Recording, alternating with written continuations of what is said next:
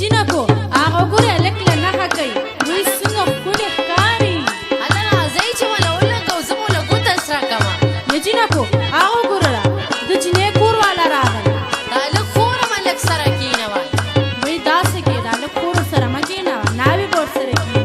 وی ولې نه دواړه به یو ځای ډېر مزېدار ښکاري کاغړي میدان ته نه نه د هلک کور نه ګډېږي ښه نه وی ولې نه ښه ته ګډه شه پاتې وایي زه خو د هلک کور یم